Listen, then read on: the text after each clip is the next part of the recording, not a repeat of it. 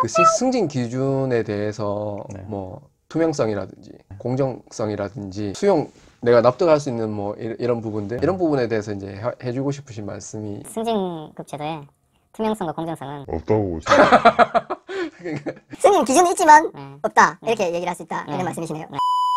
그 매년 이제 평가, 네. 개인별 이제 그 평가를 받기 때문에 연차 해가 끝나면 마지막에 당해 연도의 성과에 대해서 이제 등급을 받게 되어 있습니다. 그럼 그 등급이 일정 등급 이상, 뭐 예를 들면 3개년 평균 했을 때 얼마 이상을 받은 연차를 채운 인원에게 이제 진급할 기회, 뭐 주도록 되어 그렇게 제도화는 되어 있고요. 네. 그리고 제도 중에 이 제가 말씀드린 평가 등급을 네. 일정 퍼센테이지로 이제 강제를 꼭 주도록 되어 있습니다. 예를 들면 네. 제일 잘하는 사람이 한 명이고 뭐 중간 평균이 한 10명 줬다면 네네. 제일 못한 사람도 한 명 내지 두 명을 꼭 줘야 돼요. 그럼 대학교 학점 상대평가처럼 그렇게 하다 보면 어느 누군가는 뭐 상대적으로 자기는 잘했다고 생각하면서도 최하 등급을 받게 되는 뭐 그런 경우도 있게 됩니다. 인사부서도 어떤 방향성이나 이렇게 이 제도를 계속적으로 유지해야 되겠다는 것보다는 네.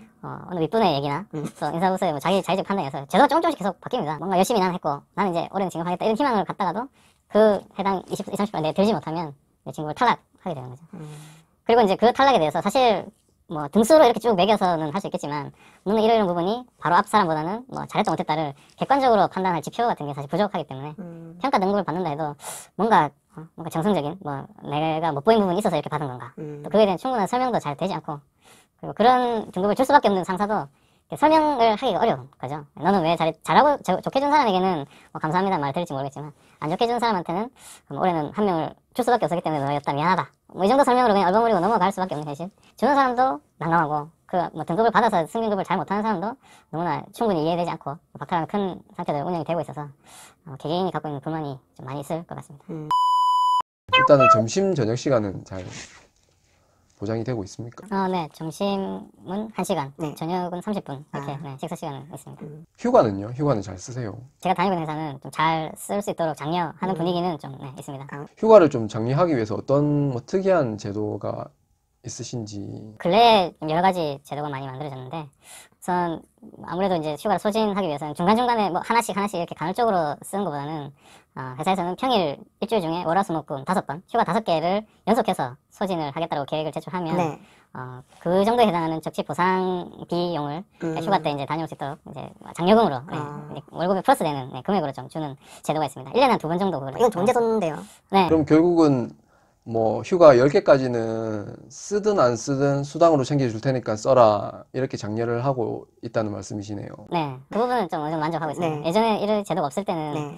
사람들이 사실 금전적인 휴가 적치 보상비가 그래도 좀 있기 때문에 휴가를 안 쓰고 휴가를 남겨서 적치 보상비를 받는 게 좀 개인한테 유리하다 이렇게 해서 좀 안 쓰는 경향이 있었는데 네.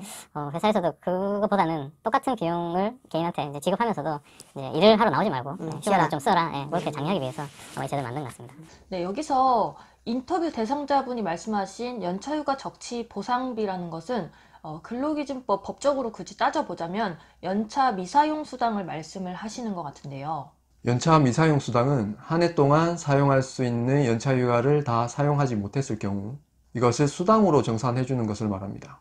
이 미사용 수당은 개인의 통상임금 또는 평균임금으로 책정이 되다 보니까 급여가 높을수록 이 미사용 수당도 금액이 크게 됩니다. 그래서 급여가 센 기업에서는 근로자들이 일부러 휴가를 사용하지 않고 미사용 수당으로 이렇게 정산을 받아가려고 하는 경향도 보이는데요. 그것 때문에 연차 사용 촉진 제도를 통해서 그 휴가를 다 소진시키려고 하는 기업도 있지만 제가 본 몇몇 기업은 이처럼 연차 휴가 일수 중 일부를 사용하더라도 미사용 수당은 그대로 지급하는 그런 제도를 운영하는 경우가 있습니다. 이런 기업에 다니시는 분들은 휴가 제도만큼은 좋은 곳에 다니는구나 라고 생각을 하셔도 될 것 같습니다. 하루 8시간을 넘어가면 네. 그 연장근로라는 사실은 알고 계시죠? 하루 8시간을 넘어갈 때 연장근로 수당은 지급을 받으세요? 어떻게? 8시간을 넘는다고 해서 바로 수당을 받는 조건은 아닙니다. 아, 왜요? 이건 제가 매년 연봉 계약서 거기 보면 이제 주 한 24시간 정도인가 뭐 그 정도의 초과 근무는 포함된 상태로 연봉에 이제 다 있는 거다. 뭐 그런 문구가 있어서 제가 처음 신입사원 때 이게 무슨 문구인지 이해가 잘 안 되는. 시간의 수당을 포함한 포괄임금제 계약을 하다 보니까 추가 수당은 없다라고 말씀하시는 것 같네요. 주 이제 52시간 이제 시행이 되다 보니까 네. 그 부분은 어떻게 하고 있으세요? 주 52시간 제도가 이렇게 도입되기 전에는 네.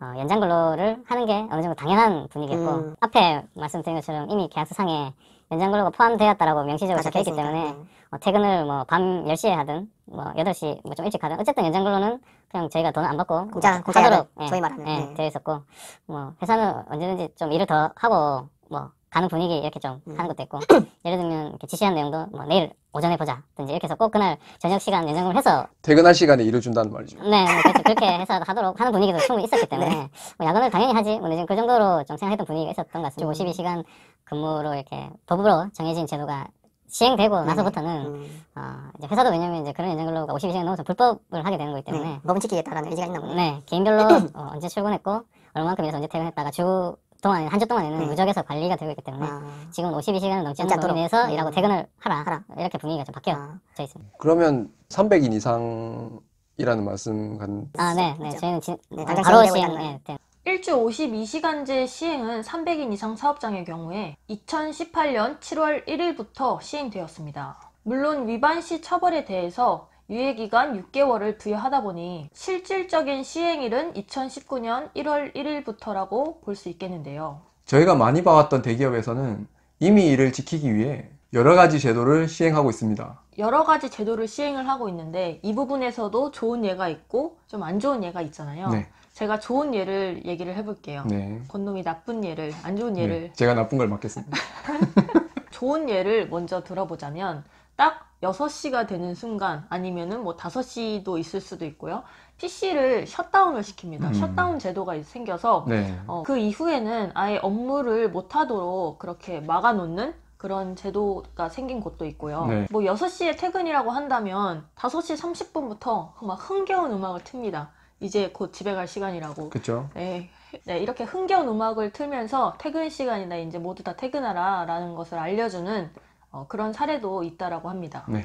안 좋은 예는 어떻게 되나요?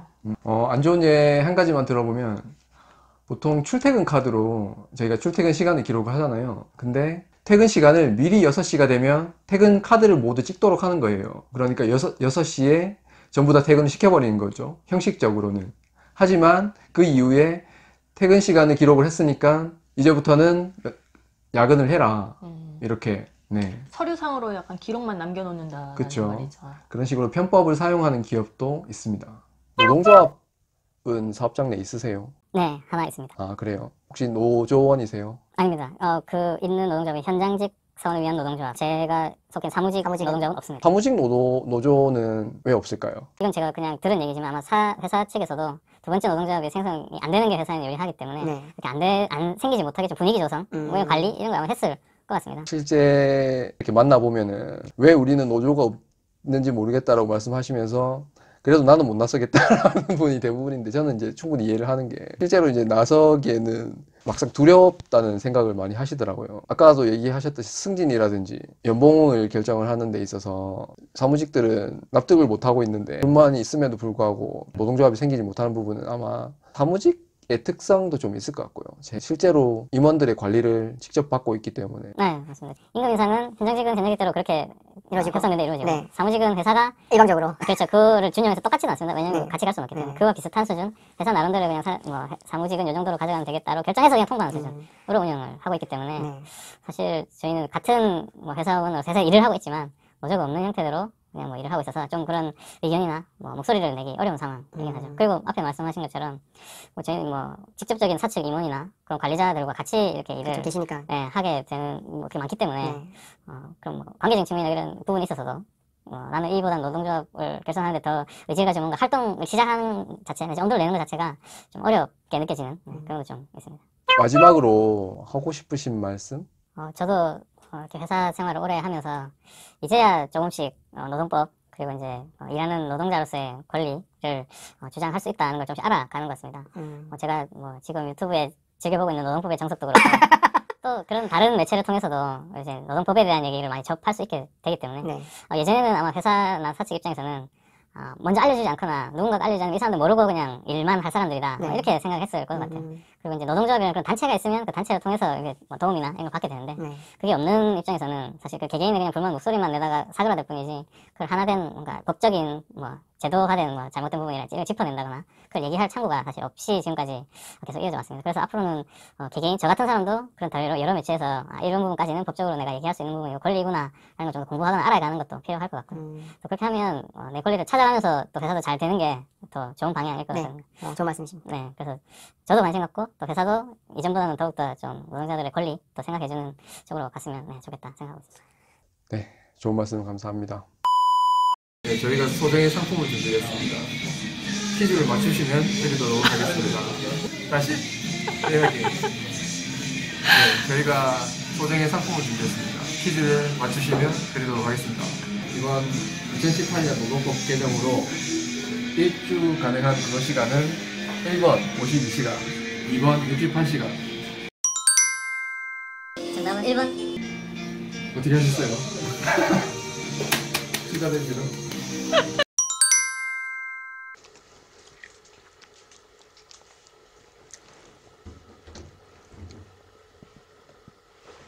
긴장했는데.